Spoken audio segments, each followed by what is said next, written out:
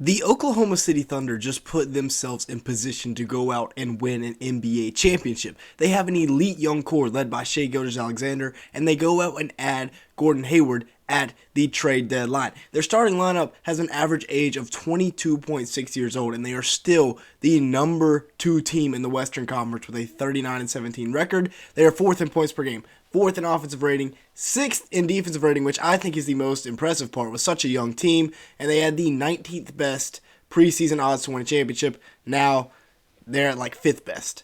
This was a huge breakout year for this Thunder squad, and now, they're getting serious about going out and competing, going out, bringing in Gordon Hayward. What does he bring to the squad? We'll talk about that here in a second, but we could potentially see Josh Giddey being moved out of the starting lineup, as I think that, once they get Gordon acclimated and everything, this is the lineup they tend to go towards.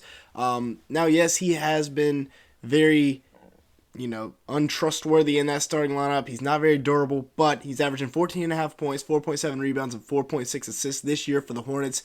And let's be real, what does he really have to come back and try and get healthy and try and stay healthy to play for? The 10-win Charlotte Hornets, now he's in a good situation. He's in a situation where, he can try and go out and win games, win a championship. I think he will, be able to play through a little bit more pain, given that his team is kind of flipped record-wise with the Hornets. Now, he has missed 25 games, which, could, like I said, that's the big issue with him, but he's a career 38% three-point shooter, so he will be able to stretch the floor around Shai, and I think he's going to give them a great veteran presence. Now, yes, he's not winning any NBA championships, but he's been there in the playoffs before, and it helps Shai, who's having a phenomenal season. 32 points per game is absolutely crazy. He does it on the defensive end, too.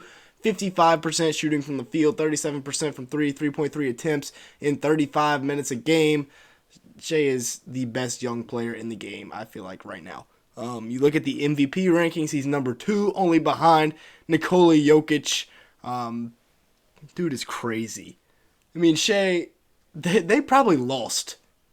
The Clippers probably lost the Paul George trade, honestly, giving up a guy like Shai Gilgeous Alexander. And then Doc tried to pull out the LeBron James quote saying, hey, I asked him, do you want to trade Shai? Yeah, right, Doc. But, even the three-point percentage is improving. Everything's improving for Shai. And as is his supporting cast. Shai's goons are some dogs. Chet Holmgren, Jalen Williams. Jalen Williams might be the most efficient second-year player I've ever seen in my life. He's averaging 19.2 points, 4.6 rebounds, 4.1 assists, and 1 steal this year for the Thunder. Elite mid-range, great finisher, crafty finisher, honestly, because he's not the most explosive, and he's shooting at 54% from the field and 45% from 3 on 3.3 attempts in 32 minutes a game. Like I said, the most efficient second-year player I've ever seen, and this is probably the most efficient 25 and under duo that I've ever seen either in the NBA. Both of them shooting at like 54% from the field. You take a look at the improvement for Jalen Williams this year. He's up 5 points per game.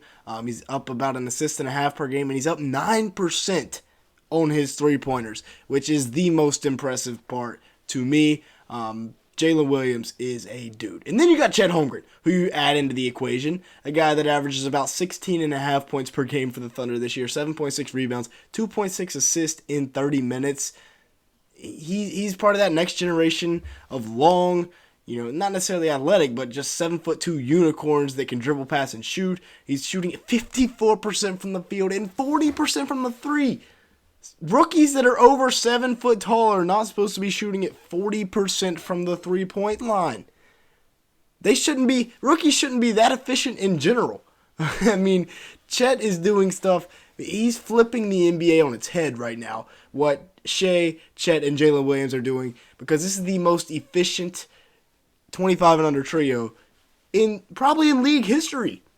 There's a reason they have such a high offensive rating at such a young age. Now, if you have made it this far into the video, make sure to hit the like button, leave me a comment down below, and hit that subscribe button. It'll really help us out in the YouTube algorithm. Trying to hit about 100 likes on today's video. That'll be great. And with that being said, let's go ahead and continue here. Looking at a couple of guys for the Thunder that are having prove-it years, and that is Lu Dort and Josh Giddey. This is a term you usually see more in baseball, but They're both having prove-it years, both coming towards the end of their rookie deals. Lou Dort has already signed the extension, but he needs to prove that he's worth the extension. 10.8 points per game, 3.8 rebounds, 1.3 assists, and 1 steal for Lou Dort, because the good thing about the Thunder, they have so many picks. If somebody's not working out, they can just trade them and then replace them with a draft pick down the line. But he is shooting at 40% from 3 on 5 attempts this year, which is something we needed to see, was the 3-point improvement. He's also very efficient from the field. Overall, Lou Dort, I think he has proved that he can be a long-term piece to this Thunder team, especially given his perimeter defense. Looking at the 3-point improvement, his previous best season was like 3 years ago where he shot at 34% from 3. This year it's up to 40%, and he's no longer a liability on the offensive end. Now, Josh Giddey, the same cannot be said. He has not improved his 3-point jump shot, and the question is, how does he fit in long-term?